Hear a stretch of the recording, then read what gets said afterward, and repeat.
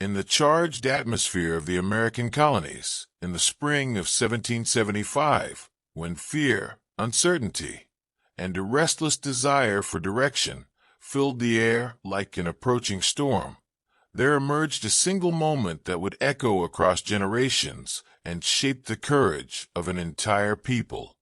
It began not with the roar of battle or the clash of armies, but with a voice that rose inside a modest room in the Virginia countryside, a voice that carried the powerful conviction of a man who saw danger closing in upon his fellow colonists and believed that words, delivered with unshakable purpose, could stir the hearts of listeners more deeply than any musket or cannon.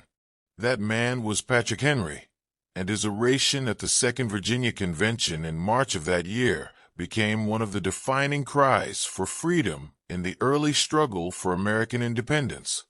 But in order to understand why his speech became such a turning point, one must look closely at the world from which it emerged, a world where political patience had frayed, imperial authority pressed harder with each passing month, and the people of the colonies found themselves caught between loyalty to a distant crown and loyalty to the ideals of their own evolving identity. The American colonies had endured a long period of rising conflict with the British Parliament, an escalating confrontation that began with disagreements over taxes and quickly turned into a larger clash over the right to self-govern. Colonists believed they possessed the liberty to guide their own affairs, while British lawmakers believed they had full authority to impose laws and levy duties across the empire. Each act passed by Parliament added weight to the growing tension. The Stamp Act ignited outrage. The Townshend Acts deepened frustration. The Tea Act pushed emotions further. Colonial protests spread from port to port. Merchants resisted new duties. Newspapers criticized imperial abuses, and ordinary men and women questioned how long a free people could tolerate such restrictions. British officials responded with firmer control. Troops arrived in Boston. Customs offices demanded strict compliance. Governors appointed by the Crown attempted to curb resistance. It became clear that compromise grew more impossible each year. When the Boston Massacre erupted in 1770, and when the Boston Tea Party followed 3 years later, it signaled that colonial frustration reached a point where words alone could no longer restrain the rising anger. The First Continental Congress met in Philadelphia in 1774, hoping to find a peaceful solution. But even as delegates sent appeals to the king, the colonies prepared for the possibility that force might soon be required. It was in this uncertain environment that Virginia found itself wrestling with its own identity.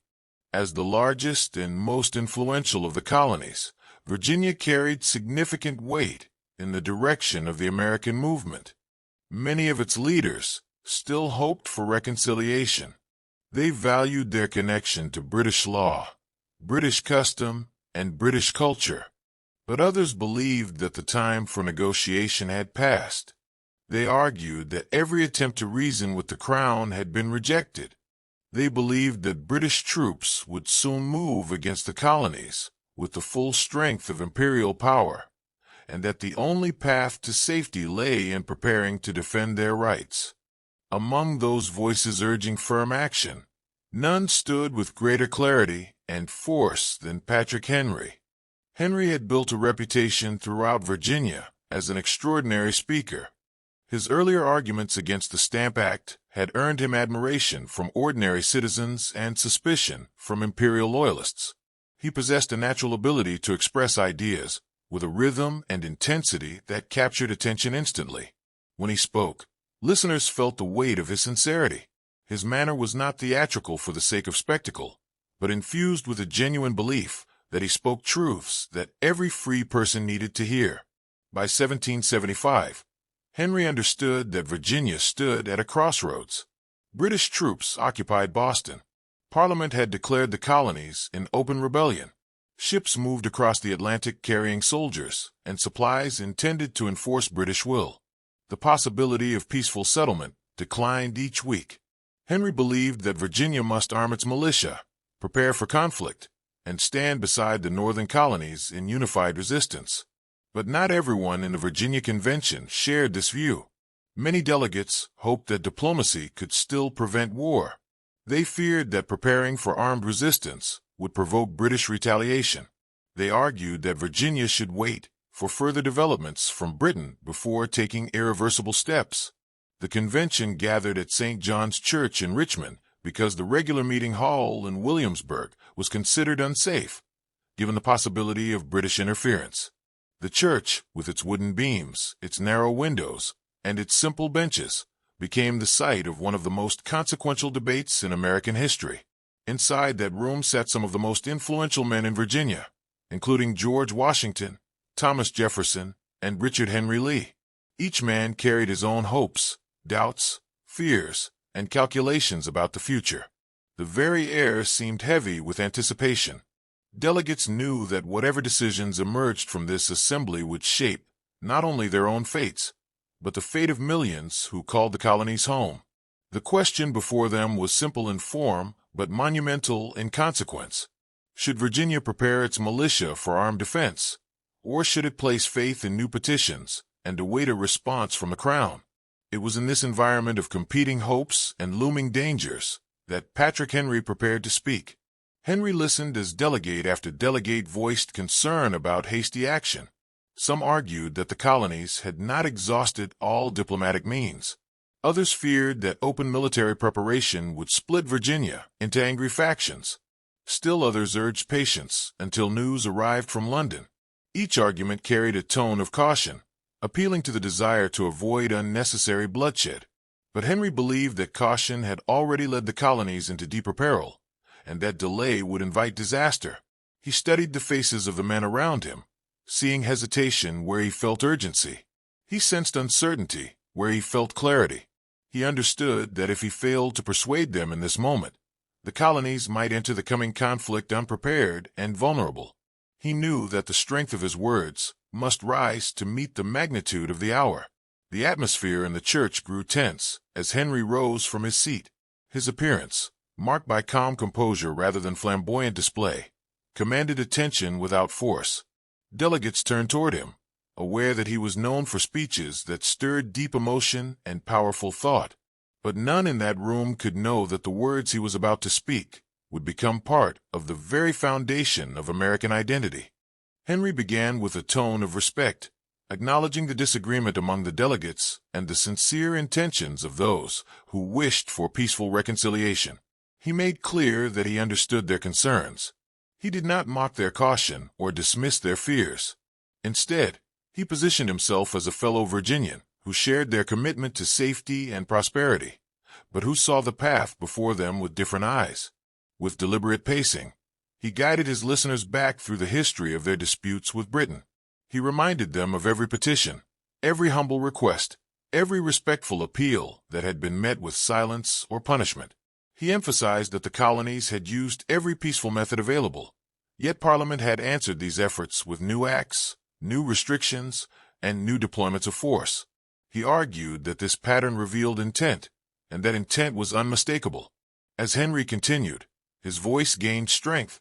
He spoke of British fleets in American harbors and British troops stationed in colonial towns. He spoke of the accumulation of power designed to intimidate and control. He painted a vivid picture of an empire preparing to subdue its own subjects by arms. His reasoning moved with steady progression, each sentence reinforcing the urgency of the situation, each example reminding the delegates that danger pressed closer with every delay. Slowly, the room fell silent. Delegates leaned forward. Some exchanged uneasy glances. Others fixed their attention entirely upon the speaker. Henry's voice held them, guiding them toward a single unavoidable conclusion, that the colonies stood on the brink of conflict whether they wished it or not, and that refusing to prepare would not preserve peace, but surrender it. As the intensity of his message grew, so did the emotional force behind it. Henry spoke not merely to convince their minds, but to awaken their spirit. He urged them to recognize that freedom required courage, that liberty demanded sacrifice, and that waiting for the perfect moment to defend their rights would invite the very outcome they feared. He argued that the colonies must enter the struggle with readiness rather than desperation, with unity rather than confusion, and with resolve rather than hesitation. The delegates felt the gravity of his reasoning. Some shifted in their seats, wrestling with the implications of his words. Others showed expressions of deepening conviction. Henry sensed that the moment approached when he must shift from careful argument to bold declaration. Every step he took through the history of grievances, every example he provided of British escalation, and every warning he delivered about the consequences of delay led toward a single dramatic point. That point was the sentence that would soon resonate far beyond the walls of St. John's Church. The air seemed to tighten as Henry prepared to move from argument to revelation. His posture straightened, his voice lowered slightly, creating a tension that drew every listener inward. In that stillness, he prepared to unveil the uncompromising truth at the core of his belief. It was the truth he believed the delegates must accept if they were to save their future. And at that precise moment, with every eye fixed upon him and every heart suspended between fear and hope, Patrick Henry drew breath and began the final rising movement of the oration that would change the course of American history. The stillness inside St. John's Church deepened as Patrick Henry stood with calm intensity and prepared to reach the turning point of his argument, the moment when passion and reason would merge with such force that it would echo long beyond his own generation. Every delegate watched him with absolute focus. Every sense sharpened as they waited for a conclusion that they knew would not be ordinary. Henry shifted from the careful logic that guided his earlier statements into a tone that carried both urgency and a steadfast belief in the necessity of action. He declared that the colonies had sought reconciliation through every channel available, yet every effort had been turned aside, delayed, or answered with stronger displays of imperial authority. He insisted that it was no longer possible to trust that petitions would find sympathetic ears in London when each response from Parliament brought tighter controls, greater restrictions, and more troops positioned along American shores. His reasoning built steadily, designed to take hold of both intellect and emotion. He reminded the delegates that they were not dealing with distant theories or imagined threats, but with concrete preparations made by an empire determined to maintain obedience. He spoke of naval vessels crowding harbors, of regiments marching through colonial towns, of governors dissolving assemblies that dared to oppose imperial commands, and of the unmistakable signs that Britain intended to enforce its will by force if persuasion failed. As Henry's voice gained strength, he brought the focus back to the nature of the moment before them. He urged the delegates to understand that they were witnessing the final stage of a long chain of events. Each step had brought the colonies closer to a confrontation that could no longer be postponed.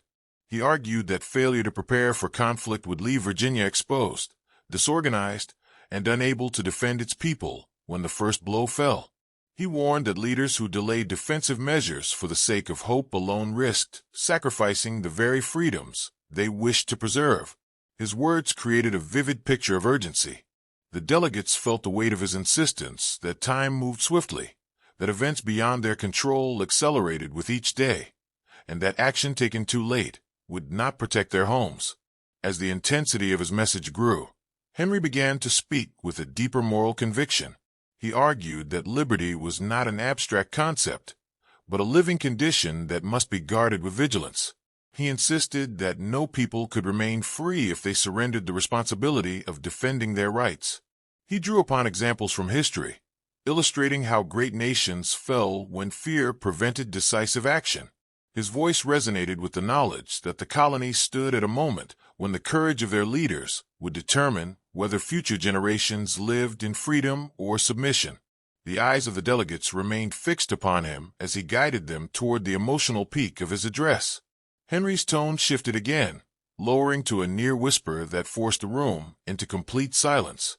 He told them that there were those who cried for peace, but that peace had already slipped from their grasp because the very actions of the crown revealed that force, not harmony, would soon dominate the relationship between Britain and the colonies.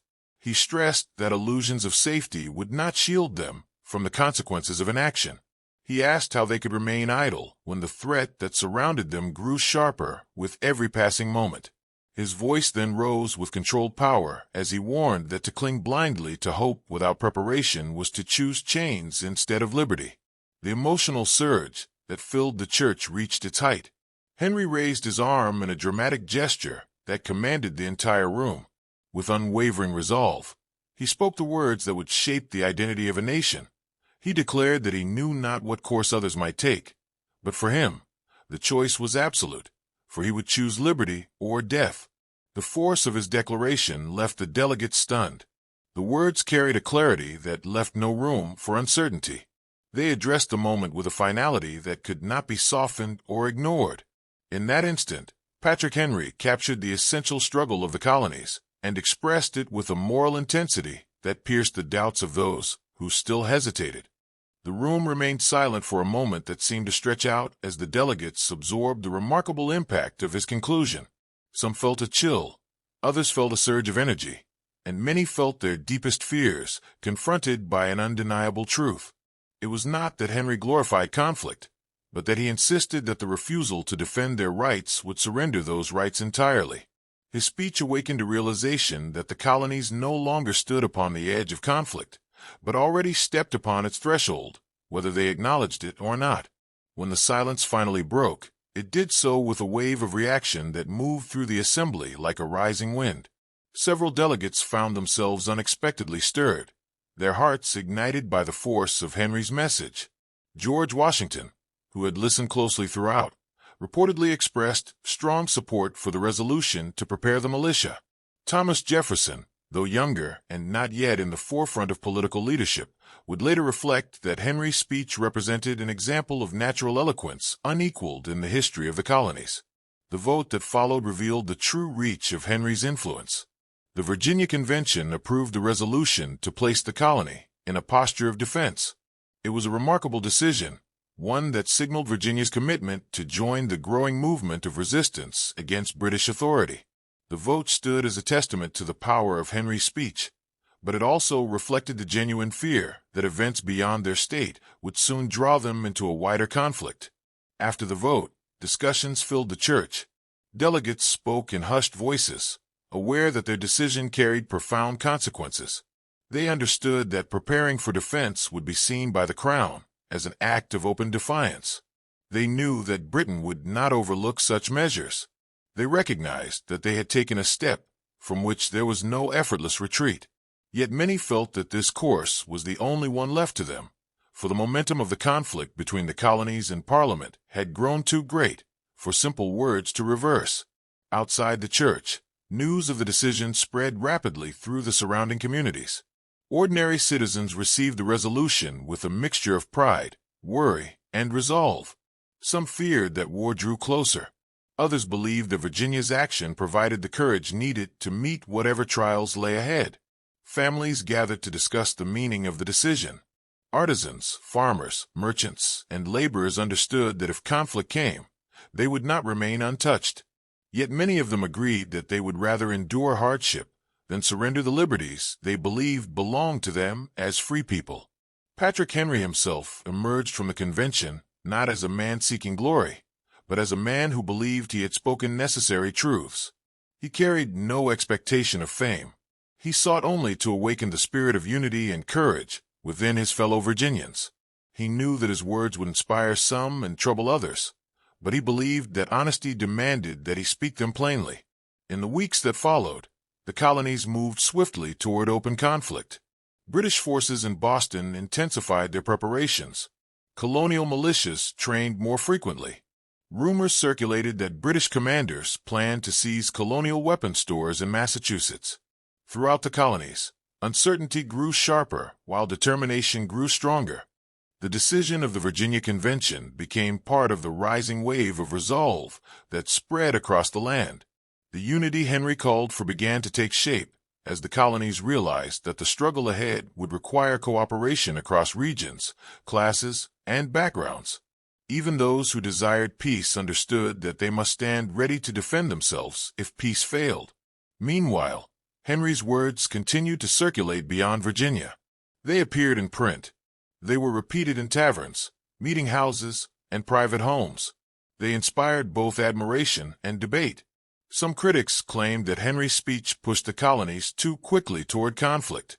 Others argued that without such bold leadership, the colonies might hesitate at the moment when courage mattered most. No matter the perspective, few could deny that his oration had struck a chord unlike any heard before in the colonies. As spring moved toward April, tension throughout New England reached its breaking point. British troops marched toward Lexington and Concord in an effort to seize colonial arms and silence resistance. Instead, the first shots of the American Revolution were fired. The news traveled with astonishing speed. When word reached Virginia, it confirmed the very warnings that Henry had laid before the convention. The conflict he predicted had begun, marking the beginning of a war that would determine the future of the colonies. Many Virginians saw the events in Massachusetts as the fulfillment of Henry's prophecy, and it strengthened their belief that they had chosen the only responsible path. Henry's call for readiness now seemed not bold, but necessary. The delegates who had hesitated felt the weight of the unfolding events and recognized that the world they knew transformed in the space of a single morning on the roads of Massachusetts. From that moment onward, Virginia took its place among the colonies preparing to fight for their rights. Militia units gathered supplies. Leaders coordinated strategies. Ordinary citizens contributed in whatever ways they could. The sense of shared purpose that Henry envisioned began to take root. His oration became more than a speech. It became a rallying cry that reached far beyond the walls of St. John's Church and helped shape the resolve of a people facing the uncertainty of revolution. And thus the path forward opened into a new and dangerous era, setting in motion events that would test the limits of endurance, unity, and belief, while Patrick Henry's words continued to resonate through every rising challenge. As the first echoes of armed conflict drifted across the colonies after the confrontations at Lexington and Concord, the world that Patrick Henry had described with such urgency became unmistakably real, and the people of Virginia looked upon the developments with a mixture of dread, determination, and rising clarity about the responsibility that now rested upon their shoulders. The news that British forces had fired upon colonial militia carried a power that no speech, no letter, and no petition could ever match, for it brought the distant threat that Henry had warned about directly into the lives of ordinary families who understood that the long-gathering storm had finally broken open. Messengers rode across the countryside delivering word of the struggle unfolding in Massachusetts, and crowds gathered to hear every detail. Farmers paused their work to listen. Merchants stepped out of their shops. Families gathered in silence as the latest reports spread from neighbor to neighbor. The weight of the moment settled upon them as they realized that the world they had known for generations had changed forever in the span of a single day. The understanding that the colonies were now engaged in open conflict with the greatest military power in the world created a sense of urgency that ran through every layer of society. Many Virginians who had once hoped for peaceful compromise now recognized that the time for negotiation had ended, not because they rejected peace, but because peace had been taken out of their hands. They understood that their choices no longer rested on preference, but on survival. In this atmosphere of swift transformation, the Virginia Convention reconvened to consider the next steps. Delegates who had been uncertain during Henry's earlier arguments now arrived with a new seriousness and a deeper sense of responsibility. Those who had supported preparing the militia felt strengthened by the events in Massachusetts. Those who had resisted the idea realized that their fears of provoking conflict were no longer relevant, for the conflict had arrived without regard for their hesitations. Across the colony, militia units gathered in fields to train. Drums echoed across rural roads. Blacksmiths worked tirelessly to produce tools, horseshoes, and weapon components. Plantation owners offered supplies. Town leaders organized local committees to coordinate relief efforts and prepare stockpiles. Ordinary citizens began to understand that each person, regardless of wealth or profession, held a place in the unfolding struggle. Nature itself seemed to reflect the gravity of the moment.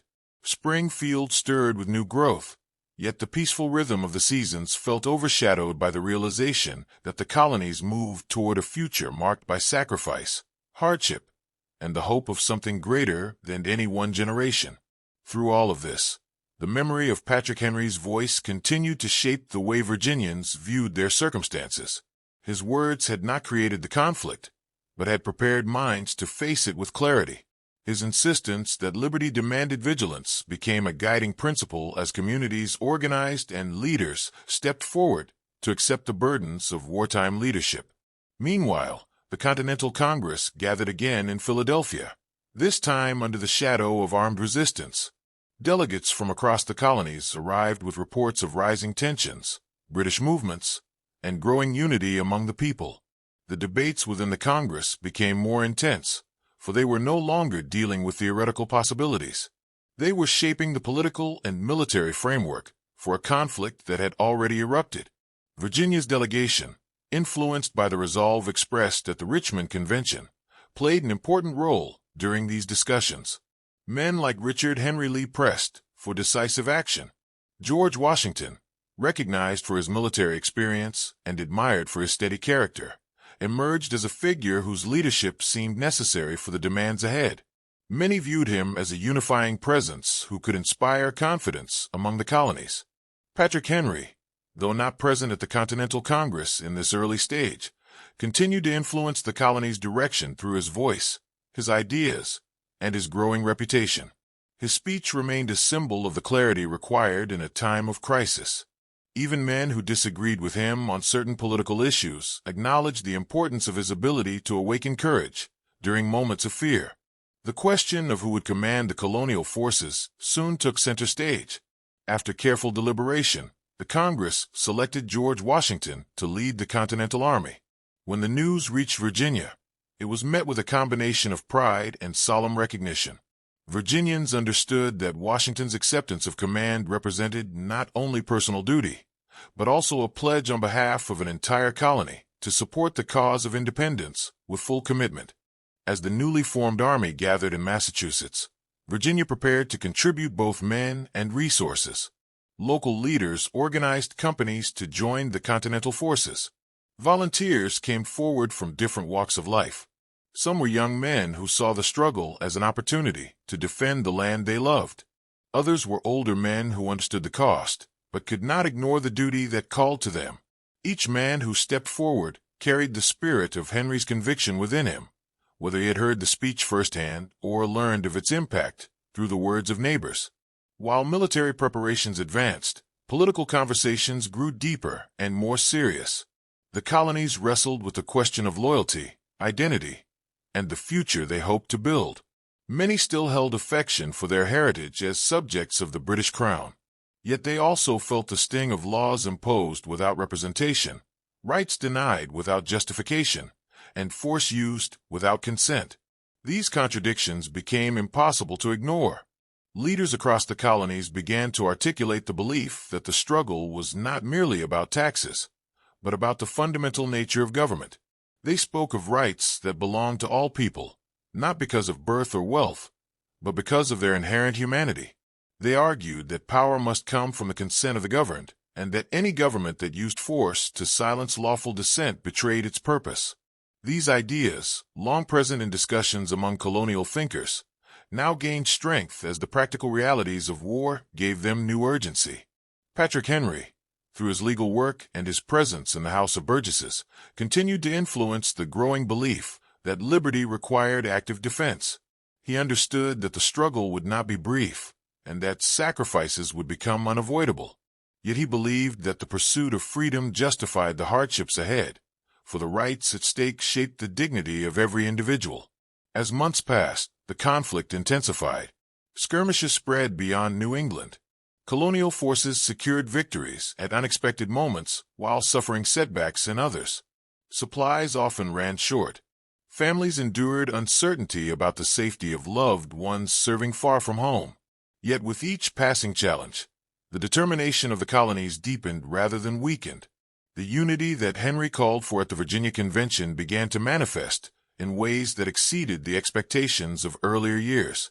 Colonies that once regarded each other as distant neighbors now developed bonds of mutual reliance. They recognized that their fates were intertwined. Success in one region boosted morale in another. Setbacks in one colony prompted renewed support from others. Through this shared experience, the idea of an American identity, separate and distinct from British authority, took firmer shape. By the time the debate for independence reached its height, in 1776, the colonies had grown far beyond the early uncertainty that surrounded Henry's speech. Richard Henry Lee brought forth his resolution proposing that the colonies formally declare themselves free and independent states. The debate that followed reflected the enormous significance of such a decision. Some delegates feared that a declaration would provoke harsher retaliation.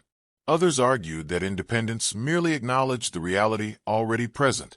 Ultimately, the momentum built by years of struggle, suffering, and perseverance led the Congress to accept that the time for decisive separation had arrived.